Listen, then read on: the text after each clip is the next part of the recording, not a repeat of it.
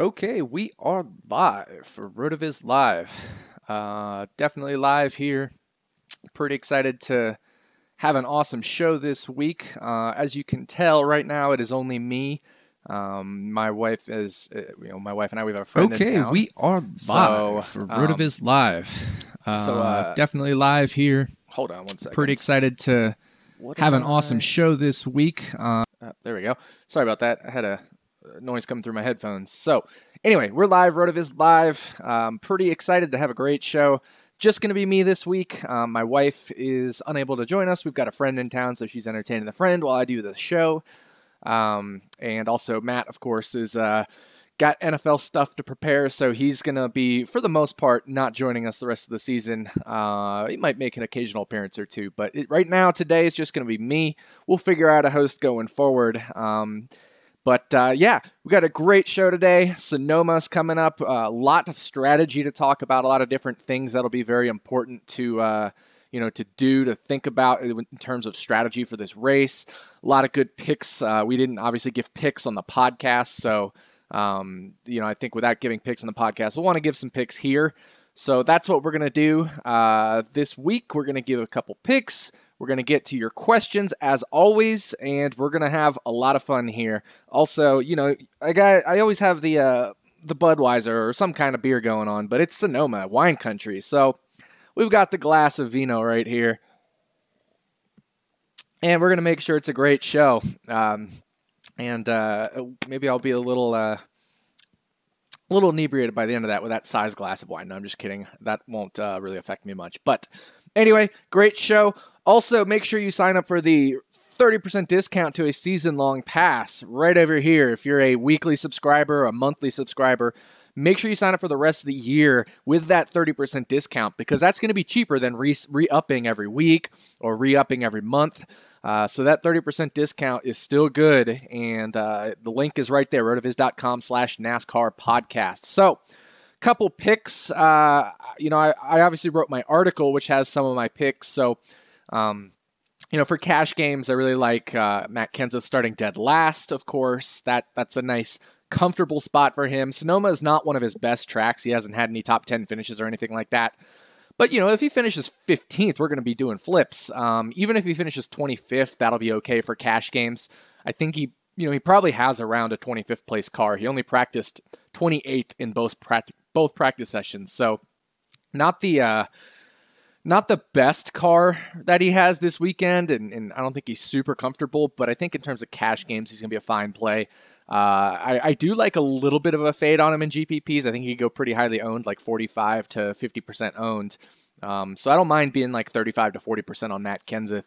But I can also understand going the other way on Kenseth, going 60% if you think he's going to be a driver that goes from 38th to like 18th, then they'll probably end up being in the winning lineup. So I think 45 to 50% is right around that GTO type play, maybe 40%. But I can understand being a little underweight on him as well, because things do happen at Sonoma.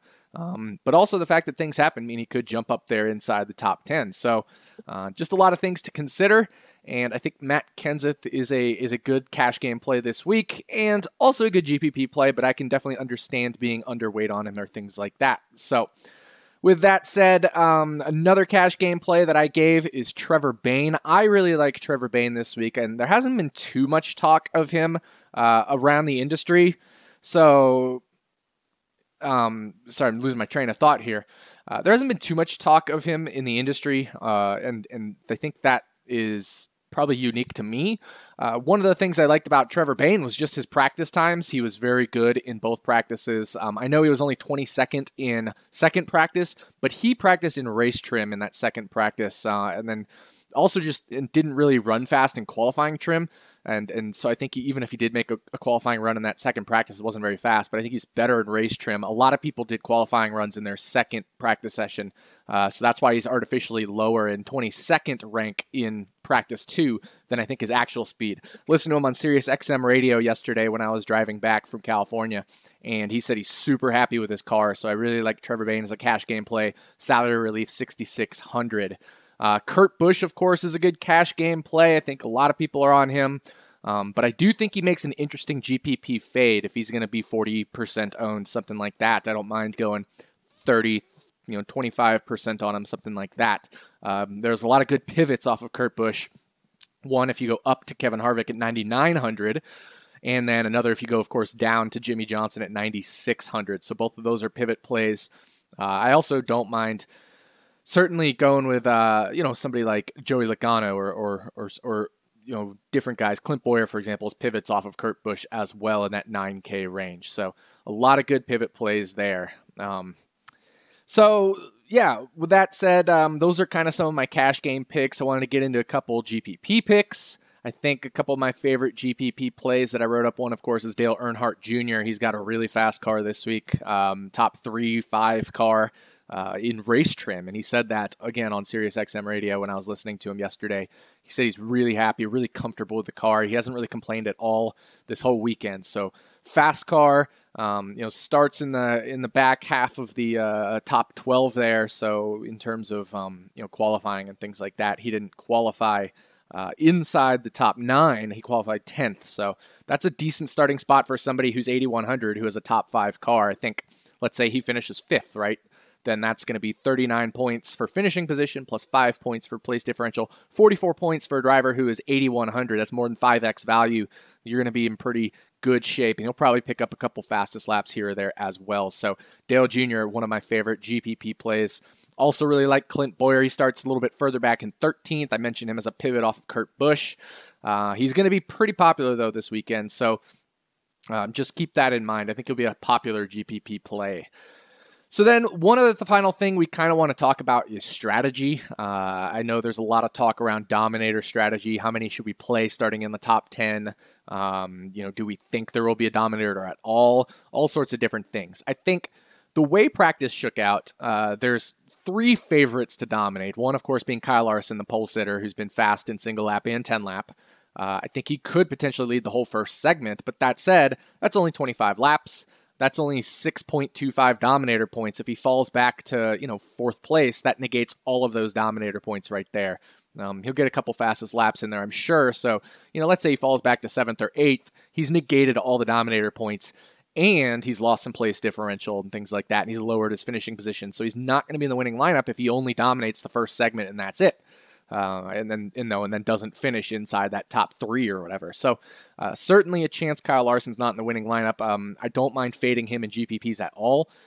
Truex and Kyle Busch both have been very quick in practice. Kyle Busch fastest in 10-lap average in practice 1 and right up there in practice 2 with the second quick 10-lap average. He's also been fast in single lap speed.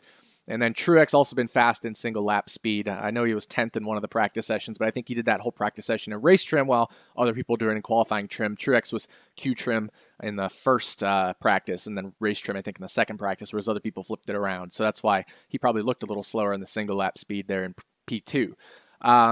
And then finally, I think an underrated Dominator this week, because of all the talk around Truex, Larson, Kyle Busch, is going to be AJ Allmendinger. He's been right up there in practice speeds as well. He's super happy with his car. He says this is the best car they've ever brought to Sonoma. I think he's going to be a very good contrarian Dominator play. So between those 4, I don't mind having one of them in some of your lineups, and even occasionally a couple lineups with 2 of them. But no more than that. Don't go with 3 of these guys. Definitely do not go with 3 of these guys. And don't go with 4 of these guys. There's only been one time in Sonoma history since we started doing 10-lap averages in 2011, 10-11, right in there, that the top 6 DraftKings point scorers have had 3 inside the top 10 of starting position at Sonoma. That was last year, but all those drivers are more expensive as well. So you couldn't even fit all of them into the winning lineup. So you're going to need multiple drivers outside of the top 10. You're probably maximum going to want 2 drivers inside the top 10. Occasionally a third if you think like Dale Earnhardt Jr. Right there in 10th will be okay. But don't play 3 guys, 3 Dominators, Martin Truex Jr., AJ Allmendinger, Kyle Larson and Kyle Busch. Don't play 3 of those guys in a lineup. Maximum 2, most of them 1, and then at most have 3 from starting inside the top 10. And usually that third one I recommend being Dale Jr. in 10th, not anybody further up in terms of qualifying position. So don't do like 3 inside the top 9 for sure. So that's a little bit of strategy right there. We're going to get over to questions. And so the first question, hashtag RV Live, what % of the time do you think a no Dominator lineup wins? Or will there at least be no one in the top 10 starting positions in the winning lineup? So I think that's definitely possible, and it has happened before. There's usually 1 or 2 that are in the top 10 starting position that end up in the winning lineup. Very often 1. So, if we go back to 2 years ago, there was 1, 3 years ago, there was 1, 4 years ago, I think there was 2, things like that. So, I think the winning lineup will probably have 1 or 2 starting inside the top 10. And the percentage of the time that a no Dominator lineup wins, I think is probably around 10% of the time, maybe 15% of the time. But certainly most of my lineups will have at least one of Larson, Truex, Kyle Busch, or AJ Allmendinger. But there's definitely a handful that don't. I think most of those that don't, I still am using a driver in the top 10, like either Chase Elliott or Dale Earnhardt Jr. Just some good cars there, especially Dale Jr. So, I think people will be. I probably won't have enough of Chase Elliott, so that's the only reason I'm trying to get some exposure to Chase Elliott. It's not because I'm like super high on him, but I think people are low on him, so I want to get a little extra leverage there. Hashtag RV Live, our next question. Are your cash game picks on RotoViz also fine in GPP? All cash game plays are fine in GPPs. You just have to remember they're going to be chalky. So every week, my cash game plays are fine in GPPs. You just have to remember they're going to typically be chalkier plays in GPPs. So you don't want to build a GPP lineup with a bunch of cash game plays because it's going to be too chalky of a lineup. You're definitely going to be splitting the prize money with somebody or a lot of somebody's if you make too many cash game plays in your GPP lineups. Moving on to the next question, hashtag RV Live. With new names on the track, which can we fire up in GPPs? Question mark. So a lot of new names. Guys like Alon Day, Kevin O'Connell, Balicki, all these drivers that are not really any good or in bad equipment. Tommy Regan. Of those guys, I think only Alon Day is usable. He's shown a little bit of speed here and there. Everybody else has been super slow. Tommy Regan, Balicki, Kevin O'Connell, they've all been super slow. Even Boris Said, who isn't really a new name, but he's new for maybe some of you who haven't played or followed NASCAR for a long time. Boris Said is a road course expert. Used to do really well when he was in good equipment, but these days the road course ringers don't get to go into good equipment. So he's in crappy equipment, doesn't have a fast car. Don't recommend playing any of these guys. They basically have no chance to be in the winning lineup. So I'm avoiding that whole tier, except maybe Alon Day. He looks like he has a little bit of speed, can put up a 93 mile an hour lap in qualifying and in one of the practice sessions. So I think he could possibly hang, and then if things go wild at the end, there could be a chance he's in the winning lineup. But other than that, not using any of these guys in that basement range. Now, there's Billy Johnson also, who's in the 43 car for Eric Almirola. Remember, Eric Almirola broke his back in that crash at Kansas. So this time, Billy Johnson's from sports car racing. He's a road course expert. He's in Almirola's car. I think you can have some exposure to him. Obviously, Almirola's equipment is better than all those back markers, and Billy Johnson has shown a little bit of speed. He hasn't been super quick, so I wouldn't have a ton of exposure to him. But I think Billy Johnson is also fine. I consider him a little bit different because all the rest of the guys are in terrible equipment, whereas Billy Johnson's at least in medium equipment. So certainly usable, but it's really tough for these road course ringers to come in and have great races. But that's my thought on these new guys. Hashtag RV Live. Next question. What is the potential that we have a winning GPP lineup with no drivers from the top 5 starting position? I think we kind of talked about this a little bit already. Certainly there's potential. I think about 15% of the time, as I mentioned, we might not have a Dominator. So I'm considering the Dominators basically being those guys that start in the top 5. Allmendinger, Kyle Busch, Martin Truex Jr., Kyle Larson. And then if you want to count McMurray as a really contrarian Dominator, that's fine too. But I think the chances that we have one of them in the winning lineup is pretty decent. So I'd say 80%, right? So 15 to 20% that maybe there isn't one of these drivers in the winning lineup. Hashtag RV Live. Chase didn't like his car much, so he drove it nose first into the wall. Is he happier with a new one? I don't know if he's happier with a new one or not, but I think you can definitely roster him in GPPs given the fact that he's going to be pretty low owned because of the crash, because he's starting in that awkward 8th starting position. He's going to be really low owned. So I like using him just as being like a little bit overweight on him. I wouldn't go crazy on him. I think he could be like 10 to 15% owned. I don't mind being like 15 to 20% ownership on him, but I think that's like tops of what I would do with Chase Elliott. Next question. So what are your thoughts on the return of the iconic 43 car and Billy J piloting it, Billy Johnson? Like I said, I don't mind a little bit of exposure to him, but I wouldn't go crazy on exposure to these road course ringers. Tough to even call them ringers these days when they're in really bad equipment. Hashtag RV Live, thoughts on Eric Jones, not good in practice, but low price and place differential. He'll definitely go low owned. I could see him as a contrarian play. If you go 15% on him, that's fine, but that's all I would go on him. He was terrible in practice, not good at all, like in the 30s in practice. So, not high on Eric Jones. He's wrecked the car already this week. He's missed a gear shift, things like that. So he's just really struggled here. I'm not high on Eric Jones this week, but I can understand being overweight on him if everybody's thinking the same way I am. Hashtag RV Live, which top 4 qualifier do you have the highest ownership percentage on? For me, it's Kyle Busch. I have the highest of him because he's starting in 4th. And then 3rd, then I have Martin Truex Jr. the next most, and then Kyle Larson the next most, and then McMurray the least. Now, I also have a decent amount of AJ Allmendinger. Don't forget to count him as a Dominator. I think people are under on him this week, and I think he only goes 20, 25, maybe 30% owned. I like being 30% on AJ Allmendinger. That's totally fine for me. Hashtag RV Live. Do you think Kenseth ownership percentage will be higher than your projection in the $12 single entry? Yeah, I think it probably will be. I think people like having a little bit of comfort in single entry lineups, so I think Kenseth will probably be around 50, 55% ownership in that, in the $12 single entry there, maybe 45 to 55%. Next question, I'm asking anyway, that's not a NASCAR question. Next question, hold on. Hashtag RV Live, do you see the same speed separation that you've seen in the last couple of races between the top GPP guys and the bottom GPP guys?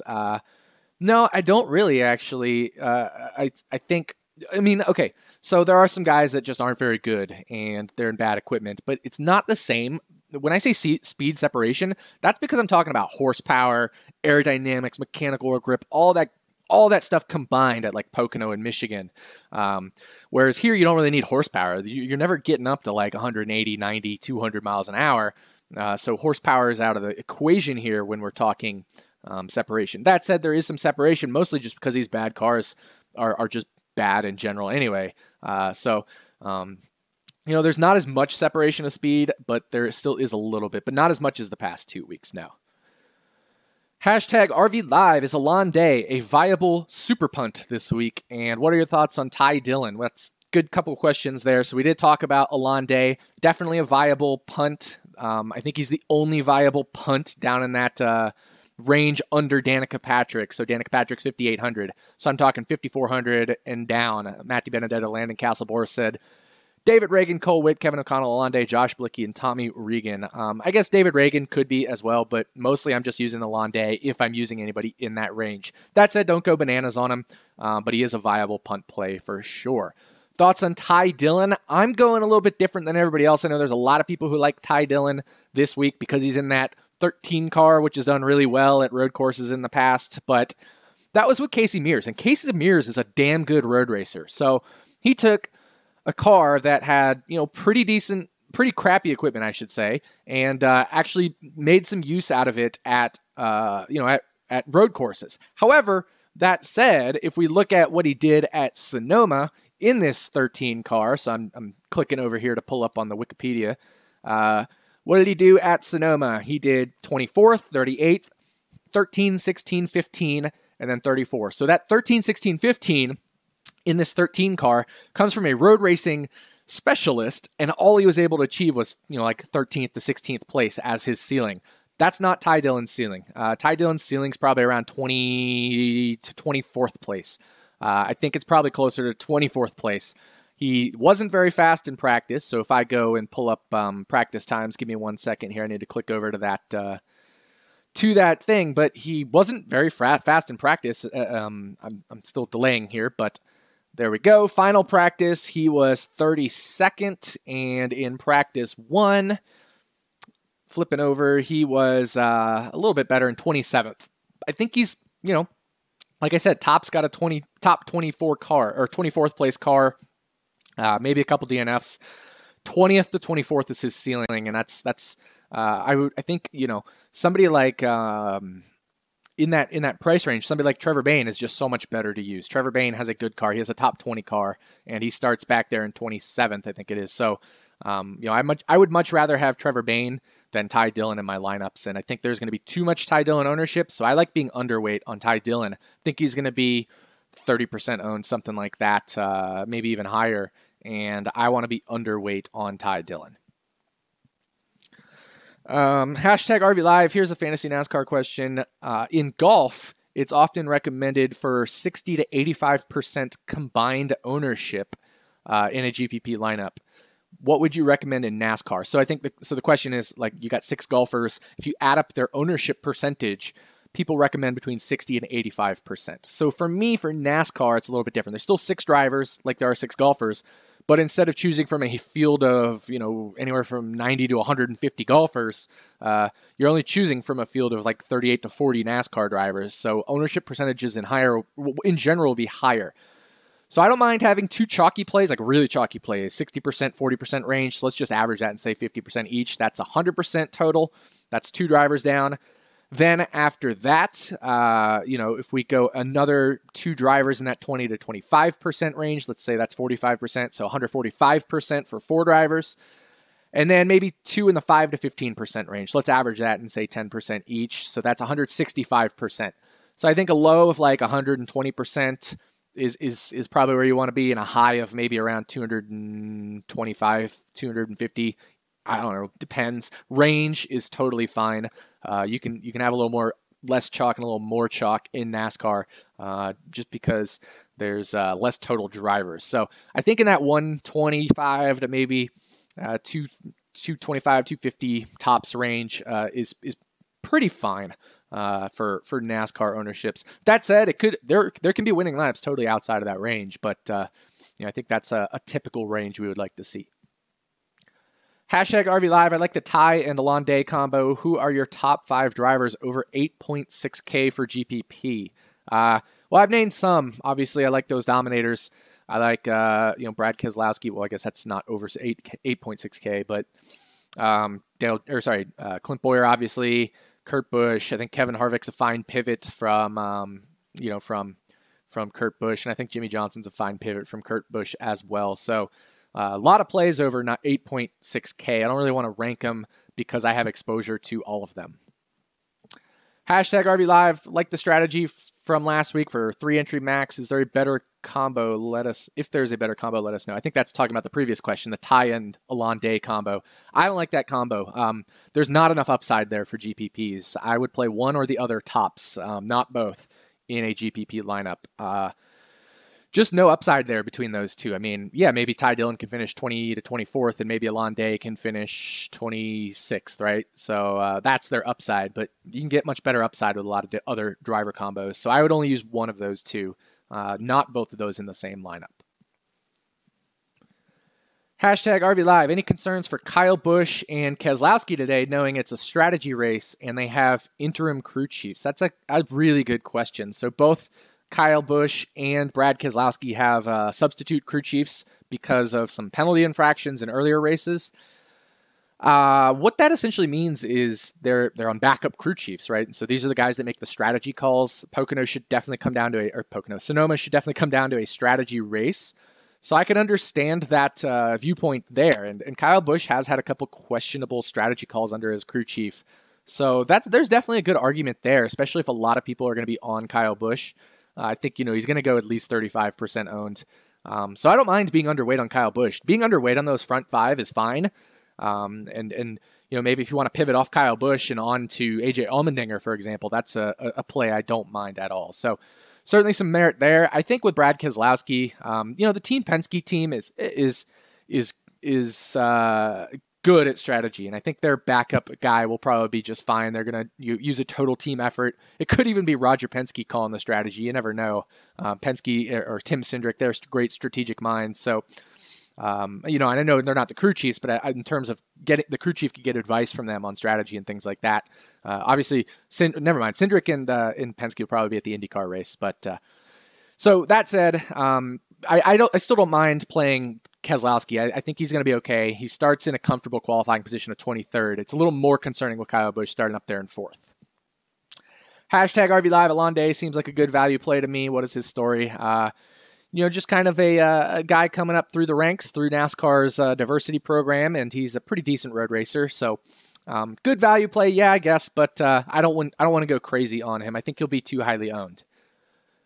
Hashtag RV Live. Maybe we call this the magic sauce call. You had Eric Jones at 5% a couple weeks ago. Danica when she didn't crash and was in the winning GPP lineup. Who is your call this week to be in the winning lineup? I will give you 2 names. Actually, here's a name I like. That is Ryan Newman. And I also like Casey Kane. So those are a couple good names. I think Casey Kane is a very strong play. He's very happy with his car and race trim. And then Newman just has a great track history here. So I like that about Newman.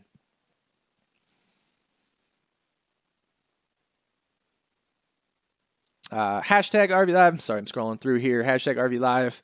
Opto doesn't like Kyle Larson. Do you expect him to drop a lot? I don't expect him to drop a lot, but if he finishes, around where the projected average finishes, he's not going to be in the winning lineup, right? Because place differential is so important. If you finish 9th, you lost 8 spots of place differential, and you lost 8 spots of finishing position from your first place qualifying. So, 9th place will get you, it'll get you 35 finishing position points, but then you have to subtract 9 for place differential. That's only 26 points for finishing position and place differential. So you'd really have to dominate like the whole race for him to be in the winning lineup with a 9th place finish. And that's right around where his average finish would be, because sometimes he'll finish 25th because of weird strategy or shit that happens. He might spin out or whatever.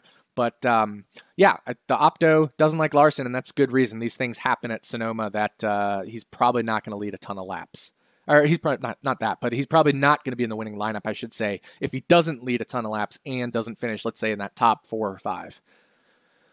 Hashtag RV Live. How much Kenseth is too much? Like I said, I think 60% is getting up there. If you want to be overweight on him, I think 60% is fine, but I wouldn't go bananas on him. I wouldn't go like 80, 90, anything like that. I think 60% tops. I like being underweight on Kenseth. I like being like 30 to 35% when I think he's going to be about 45% owned. Hashtag RB Live. Trevor Bayne, Danica Patrick, or Ty Dillon, Michael McDowell in GPP. I don't really like either of those combos. I think I'd go with. That's kind of tough there. I'd probably go with Dillon and McDowell, but don't really love either of those combos. I'm not a huge. I'm not high on Danica this week. I don't mind going like Bayne and McDowell if you got the room, or Bayne and Buescher. I think those are viable plays, certainly. But, Danica's had a good car this week, but I still think she ends up finishing around 12th to 15th. Whereas, Chris Buescher, he's starting 9th, so there's 3 less places of place differential he can lose. And in practice, he was actually better than Danica. So let's say he finishes 13th, then that's... Let's say Chris Buescher finishes 13th. That's going to be 31 points for finishing position. He'll lose 4 positions of place differential. So, what did I say? So 31 minus 4, 27 at his price tag might not be good enough, but, I guess there's a little bit higher ceiling there for Buescher than Danica. That said, don't go crazy on either of them. Hashtag RV Live, Newman Bayne or Kane Ty Dillon. I'm going to go with Newman Bayne. I like that combo a little bit better because I'm just not that high on Ty Dillon. I think he's going to go over-owned, and I think Newman will go under-owned. I do like Bayne and Kane, though, but obviously they're not in the same combination there. Hashtag RV Live, what is your favorite roster construction for GPPs this week? How many high-salary guys? So I already talked about this a little bit, but 1 guy starting in the top 10, maybe 2. And then I think my favorite roster construction is really not dipping below that Danica Patrick range for any drivers in GPPs, occasionally other than Alonde. But by and large, I would just go pretty balanced. I think you can go a couple 6K guys, some 8K and some higher expensive guys. And then there's also some viable roster constructions where you go 3 9K plus drivers and a couple 6K and a 7K driver. So it's a couple different ways to go this week. I think my personal favorite is just whatever roster construction gets me, like Dale Earnhardt Jr. in a contrarian play, like maybe like Ryan Newman or even a Paul Menard we haven't talked about, or a Casey Kane. Hashtag RV Live. What expensive guys to pay up for in cash? I think obviously Kurt Busch at 9,800 is fine. I don't mind using Jimmy Johnson in cash. That's certainly fine at 9,600. I will say I like Brad Keselowski better at 8,600. Brad Keselowski's actually been equal to or faster than Jimmy Johnson in practice, and he's $1,000 cheaper. I know Jimmy Johnson has a better track record than Keselowski at Sonoma, but I still want to go with that $1,000 discount because it lets me do things like grab, Kurt Busch, for example, and I can use Matt Kenseth at 7,500, and I don't have to use Ty Dillon that way. I can use Trevor Bayne. So that's why I like avoiding, I think, certain drivers in cash games. I think other people will probably be on, like Ty Dillon. Hashtag RV Live. What rookie is the best GPP play at Sonoma, if any? I guess I have a little bit of exposure to Daniel Suarez, but I don't love any rookies. And then obviously, Ty Dillon I think is an okay rookie play, but don't go bananas on Ty Dillon. He's going to be over-owned in my opinion. Hashtag RV Live. Any Stenhouse love? Third in practice one. Yeah, he was in qualifying trim there. Not very high on Stenhouse. I know other people are. I think he's probably going to go a little over-owned relative to the probabilities in the winning lineup. I think he'll probably be 10 to 15% owned. I think probabilities in the winning lineup is around 10%. I like Trevor Bayne more, and for whatever reason, I think people don't seem to have the Trevor Bayne love that I do. Hashtag RV Live. Stenhouse having a solid year, but terrible road course history. Is he in play? So yeah, obviously what I just said there was Stenhouse. Hashtag RV Live. If you're taking one shot at a GPP, would you go with Kenseth or Jr.? I'd go with Jr. He's got a top 5 car. And, Kenseth, I think, his upside there is capped. Let's say Jr. gains only 5 place differential and finishes 5th. Again, that's 39 plus 5. That's 44 points. What would it take for Kenseth to get 44 points? Well, he'd probably need like a 24th place finish, which is doable. That's 14 points of place differential for a 24th place finish. And that's 20 points of finishing position. So actually, that's not even enough there for Kenseth. So he would need, let's see, 24th, 20, 34, and Dale Jr. at 44. So he'd need another 5 positions above that. Kenseth would need to finish 19th to get the same number of points that Dale Jr. would get for finishing 5th. Hashtag RV Live. What's the guy you'd be overweight on? So I'm overweight on Dale Jr., as I mentioned. I also don't mind being overweight on somebody like Casey Kane. I think, Ryan Newman, good to be overweight on those guys. Hashtag RV Live. Thoughts on Stenhouse? Just talked about him. And hashtag RV Live. Truex in cash? Sure. Yeah. I wouldn't play him in. Actually, sorry, Truex and I was thinking GPP. Truex and cash. No, I do. So I'm making 5 cash game lineups this week. I do have Truex in one of them, but that tells you my love for him. He's only in 1 of 5. I've kind of played 3 different cash game lineups with 1 each of Kyle Busch, Truex, and Allmendinger, and then my other 2 cash lineups have none of them, none of those top 5 guys. So I'm not a huge guy on Truex and cash. If you're just playing 1 cash game lineup, I'd stay away from Truex. Hashtag RV Live. Thoughts on Brad Keselowski? I think he's totally fine this week. I like him a lot. I'm playing him in cash. I think he's going to be underowned in GPP because of his track history. Definitely like Keselowski this week. So we're about half an hour into the show. I know we've been going a little bit quicker. And that's because I don't have a co-host to shoot the breeze with, so we're definitely going to try to get a co-host for the future weeks. But I think that's going to do it this week. We've kind of run out of questions here, and I've covered a lot of drivers, a lot of people. So that's going to wrap up this edition of RotoViz Live. I hope I helped you all. I'll be around on Twitter if you want to ask me questions. Definitely hit me up at RotoDoc. And good luck this week, everyone, and enjoy the race.